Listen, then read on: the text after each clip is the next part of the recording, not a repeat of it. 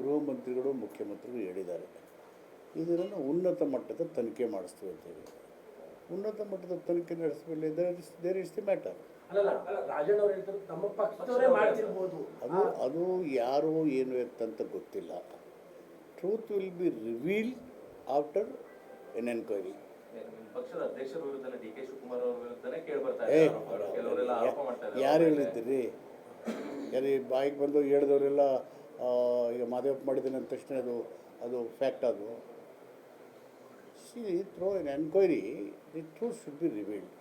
ಮುಖ್ಯಮಂತ್ರಿಗಳು ಮತ್ತು ಗೃಹ ಮಂತ್ರಿಗಳು ಹೇಳಿಕೆ ಕೊಟ್ಟಿದ್ದಾರೆ, ನಾವು ಉನ್ನತ ಮಟ್ಟದ ತನಿಖೆ ಮಾಡ್ತೀವಿ ಅಂತ. ಸೊ ಅದು ಯಾರು ಏನು ಹಿನ್ನೆಲೆ ಏನು ಯಾಕಾಯಿತು ಯಾರ್ಯಾರು ಭಾಗಗಳು ಅಂತ ತನಿಖೆ ಅಂತಲೇ ಗೊತ್ತಾಗಬೇಕು. ರಾಜಕೀಯ ವಿರೋಧಿಗಳನ್ನ ಅಣಿಯೋದಕ್ಕೆ ಈ ಥರದೊಂದು ಪ್ಲಾನ್ ನಡೀತಾ ಇದೆ.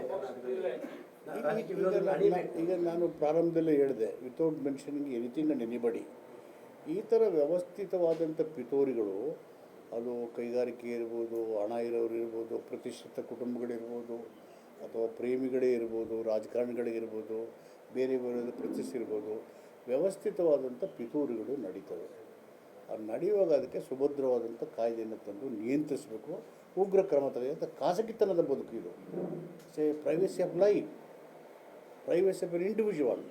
ಅಲ್ಲಿ ಯಾವ ಥರದ ಪೊಲಿಟಿಕ್ಸ್ ಕಟ್ ಆಗ್ತಾ ಇದೆ ಕರ್ನಾಟಕದಲ್ಲಿ? ಅಲ್ಲ, ಈ ಥರದ ನಡುಗಳು ನಿಜವಾಗ್ಲೂ ಕೂಡ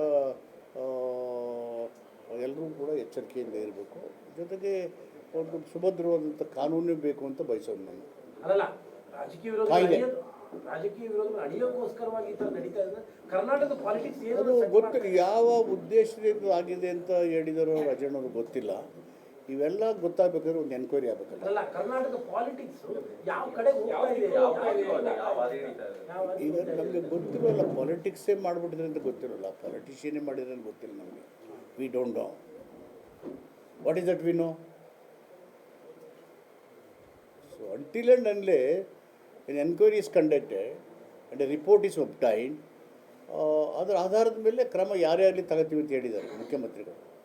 ಯಾರು ಎಷ್ಟೇ ಎತ್ತರದಲ್ಲಿ ತಗೊಳ್ತೀವಿ ಅಂದಮೇಲೆ ಅದು ಇಪ್ಸ್ ಆ್ಯಂಡ್ ಬಟ್ಸ್ ಪ್ರಶ್ನೆ ಬರೋದೇ ಇಲ್ಲ. ಉತ್ತರ ಬಾಯ್ಬಿಡಿಸೋದು ಭಾರಿ ಕಷ್ಟ ಇದೆ. ಈ 40 ವರ್ಷದಲ್ಲಿ ಈ ಥರದ ರಾಜಕಾರಣ ನೋಡಿದ್ರೆ ಅದನ್ನ ಹೇಳ್ಬಿಡಿ. ಈಗ ಖಂಡಿತ ನಾನು ಹೇಳಿದ್ನಲ್ಲ, ಈ ಥರ ನೋಡೇ ಇಲ್ಲ ನಾನು. ಇವೆಲ್ಲ ನಮ್ಗೆ ಗೊತ್ತಿಲ್ಲದೇ ಇರೋ ವಿಷಯಗಳು. ಈಗ ಬಂದ್ಬಿಟ್ಟು ಏನಾಗುತ್ತೆ, ಸಾರ್ವಜನಿಕ ಜೀವನದಲ್ಲಿ ಇರ್ತಕ್ಕಂಥ ವ್ಯಕ್ತಿಗಳ ಸಾಂಸ್ಕೃತಿಕ ನಾಯಕತ್ವ ಕಳೆಗುಂದುತ್ತಾ ಇದೆ. ಇದರಿಂದ ಜನಜೀವನದ ಮೇಲೆ ದುಷ್ಪರಿಣಾಮ ಆಗುತ್ತೆ. 48 ಜನರದ್ದು ಈ ರೀತಿ ಆಗಿದೆ ಅಂತ ಹೇಳ್ತಾರೆ. ಪರ ಇದ್ದವ್ರದ್ದೇ ಈ ರೀತಿ ಪ್ರಕರಣ ಆಗಿದೆ ಅಂತ ಅನ್ನೋದು ತುಂಬಾ. ಅರೆ, ಇವ್ರಿಗೆ ಪರ ವಿರೋಧ ಅಂತ ಏನಿದೆ? ಹನಿ ಟ್ರ್ಯಾಪ್ ಮಾಡೋರಿಗೆ ಯಾವಾಗಲೂ ಸಿಎಂ ಪರ ರಾಜಕೀಯ ದುರುದ್ದೇಶ ಅಂತ ಅದೇನು ಗೊತ್ತಿಲ್ಲ ನಮಗೆ. What is that we know? ಡೆಫಿನೆಟಾಗಿ ಇವೆಲ್ಲ ರಾಜಕೀಯ ಕೆಳಗೆ ಇಳಿತಾ ಇದೆ. ಈಗ ಇದನ್ನೇ ಇವರು ಧನಂಜಯ ಕೇರ್ ಅಂತ ಹಿಸ್ಟ್ರಿ ಪ್ರೊಫೆಸರ್ ಇದ್ರ ಹಿಂದೆ ದೊಡ್ಡ ಇವರು, ಅವ್ರು ಹೇಳಿದರೆ ಮಾರಲ್ ಡಿಗ್ರಡೇಷನ್, ಕಲ್ಚರಲ್ ಡಿಮಾರಲೈಸೇಷನ್ ಅಂತ. ಮಾರಲಿ ಕಡಿಮೆ ಆಗ್ತಿದ್ವಿ, ಸಾಂಸ್ಕೃತಿಕ ಕೆಳಗೆ, ಧರ್ಮನೂ ಕೊಳ್ತೋಗ್ತಾ ಇದೆ. ಸೊ ಈ ಥರ ಪರಿಸ್ಥಿತಿ ಇದೆ. ಸಾರ್ವಜನಿಕ ವ್ಯಕ್ತಿಗಳು ಅದನ್ನು ಎತ್ತಬೇಕು. ಸಾರ್ವಜನಿಕವಾಗಿ ಡಿ ಕೆ ಶಿವಕುಮಾರ್ ಅವರು ಅಲೋ ಅಂದ್ರೆ ಆ ಕಡೆಯಿಂದನೂ ಅಲೋ ಅಂತಾರೆ ಅಂತ. ಕ್ರಿಯೆಗೆ ಪ್ರತಿಕ್ರಿಯೆ ಇದ್ದಾಗ ಅಷ್ಟೇ ಈ ಹೆಲಿಕಾಪ್ಟರ್ ಆಗ ಸಾಧ್ಯ. ಅದು ಯಾವ್ದು ಉದ್ದೇಶದಿಂದ ಇದ್ದರೆ ಅವ್ರಿಗೆ ಕೇಳಬೇಕು. ನಾನು ನಿಮ್ಗೆ ಗುಡ್ ಮಾರ್ನಿಂಗ್ ಅಂದೆ, ನೀವು ಗುಡ್ ಮಾರ್ನಿಂಗ್ ಅಂದ್ರಿ. ತಿಂಡಿ ತಿಂದ್ರೆ ಅಂದರೆ ತಿಂಡಿ ಆಯಿತು. ಅದು ಸಾಮಾನ್ಯವಾಗಿ ಹ್ಯೂಮನ್ ರಿಲೇಷನ್ಶಿಪ್. ನಮಸ್ಕಾರಕ್ಕೆ ಪ್ರತಿ ನಮಸ್ಕಾರ ಹೇಳೋದು, ಮಾತಿಗೆ ಪ್ರತಿ ಮಾತು ಹೇಳೋದು, ಸಾಮಾನ್ಯ ಜನಜೀವನದಲ್ಲಿ ನಡೆಯಬೇಕಾದಂಥ ನಡವಳಿಕೆಗಳು. ಹಲವು ದೇಶದಾಗ ಹೆಲಿಟ್ರಾಪ್ಗೆ ಒಳಗಾಗ್ತಾರೆ, ಆ ಥರ ಆಗ್ತಾರ ಅಂತ ಅದು ಗೊತ್ತಿಲ್ಲ. ನಾ ಹೇಳೋ ಅಲನೇ ಬೇರೆ, ಅವ್ರಿಗೆ ಯಾರು ಯಾವ ಹೇಳಿದ್ರು ಗೊತ್ತಿಲ್ಲ. ಹಲವಂದಾಗ ನಿಂತ್ಬಿಟ್ರೆ ನೆಕ್ಸ್ಟ್ ಏನೋ ಆಗಲ್ಲ, ಕಂಟಿನ್ಯೂಟಿ ಆಗ್ಬಿಡುತ್ತಲ್ಲ, ನೆಕ್ಸ್ಟ್ ಕಂಟಿನ್ಯೂಟಿ ಆಗ್ಬಿಡುತ್ತೆ. ಅಲ್ಲ, ಅದಕ್ಕೂ ಇದಕ್ಕೂ ಸಂಬಂಧ ಇಲ್ಲ. ಅಲ್ಲ, ಸಿಎಂ ಅವರ ರಾಜಕೀಯ ಆರೋಗ್ಯ ಹೇಗಿದ್ದಾರೆ? ಅವ್ರ ದೈಹಿಕ ಆರೋಗ್ಯ ಇಲ್ಲ, ರಾಜಕೀಯ ಆರೋಗ್ಯ. Political health is very very very strong.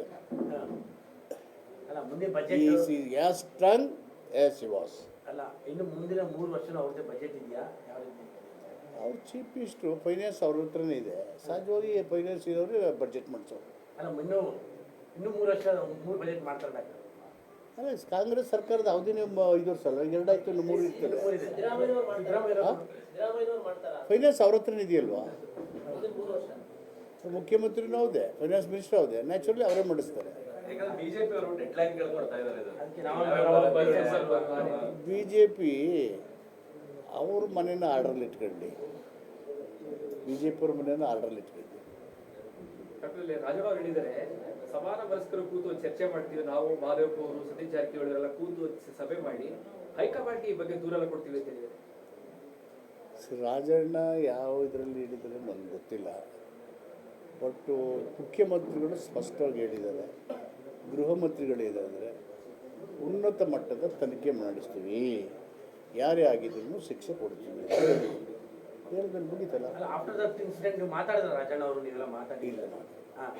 ಅವೆಲ್ಲ ಫ್ರೆಂಡ್ಸ್ ಅಲ್ವಾ, Congress MLAs, ministers and workers and we are all friends, so much you are all my good friends.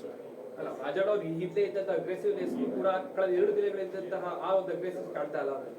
Rajanna ಅಗ್ರೆಸಿವ್ನೆಸ್ನೇನು ಕಡಿಮೆ ಮಾಡ್ಕೊಳ್ಳಲ್ಲ, ಈಸ್ ಅನ್ ಅಗ್ರೆಸಿವ್ ಮ್ಯಾನ್. ಯಾಕೆ ಅಗ್ರೆಸಿವ್ ಅಂದರೆ ತುಳಿತುಕೊಳಗಾಗಿರೋ ಸಮಾಜದಿಂದ ಬಂದಿರೋರು ಸಹಜವಾಗಿ ಅಗ್ರೆಸಿವ್ ಇರ್ತಾರೆ.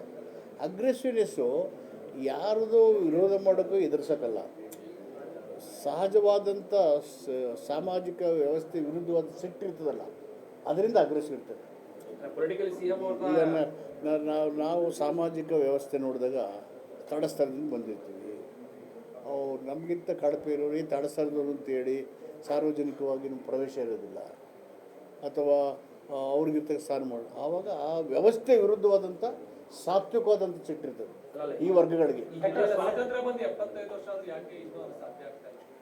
ಗುಣಾತ್ಮಕವಾದಂಥ ರಾಜಕೀಯ ನಾಯಕತ್ವ ದೇಶದಲ್ಲಿ ಬರಬೇಕು.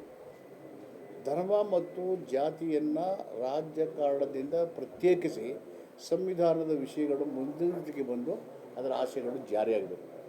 ಅದಕ್ಕೆ ನಾವು ಜಾತ್ಯತೀತವಾದ ಸಮಾಜವಾದ ಸಿದ್ಧಾಂತ ಇರ್ತಕ್ಕಂಥ ಸಂವಿಧಾನ ಕೊಟ್ಟರು ಅಂಬೇಡ್ಕರ್ ಅವರು. ಅದನ್ನು ಚರ್ಚೆ ಮಾಡಿ ಅಂದರೆ ಅಂಬೇಡ್ಕರ್ ಸೋಲಿಸಿದ್ರು, ಅಂಬೇಡ್ಕರ್ಗೆ ಜಾಗ ಕೊಡಲಿಲ್ಲ ಅವು, ಆಮೇಲೆ ಮುಸ್ಲಿಮರಿಗೆ 4% ಕೊಟ್ಬಿಟ್ರು. ಜಸ್ಟಿಸ್ ರಾಜೇಂದ್ರ ಸಾಚಾರ್ ಅವರ ಸಮಿತಿ ಮಾಡಿದರು, ದೇಶದಲ್ಲಿ ಮುಸಲ್ಮಾನರ ಸ್ಥಿತಿಗತಿಗಳು ಹೇಗಿದ್ದೇವೆ ಅಂತ. ಅವರು ಚೀಫ್ ಜಸ್ಟಿಸ್ ಜಮ್ಮು ಕಾಶ್ಮೀರದಲ್ಲಾಗಿದ್ದರು. ಅವರು ಅವರ ಸ್ಥಿತಿಗತಿಗಳನ್ನು ಅಧ್ಯಯನ ಮಾಡಿ 90% ಮಕ್ಕಳು SSLCನೇ ಓದಿಲ್ಲ ಅವರು.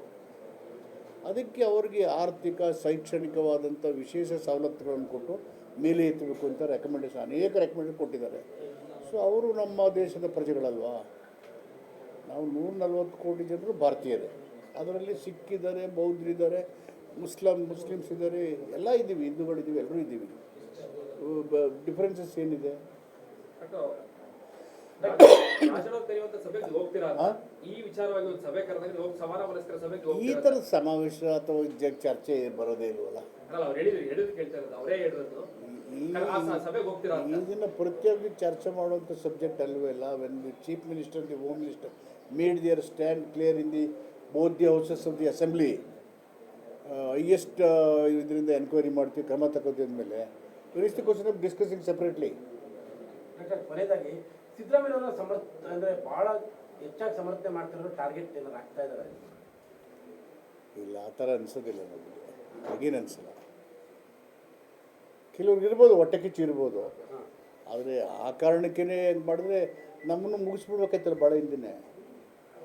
ಆಗಲ್ಲ ಅಂತಲೇ ಇರ್ಬೋದು, ಅದು ಆಗಲ್ಲ ಅಂತ ಟ್ರೈ ಮಾಡ್ತಾ ಇಲ್ವಾ ನಿಮಗೆ? ಆ ಥರ ಏನು ಆ ಥರ ಅನಿಸಲ್ಲ ನಮಗೆ. We're all one, we're all united. ನಿಮ್ಮ ಪಾರ್ಟಿಯಲ್ಲಿ ಇದೆಯಾ, ಹೊರಗಡೆ ಇದೆಯಾ ಅಂತ?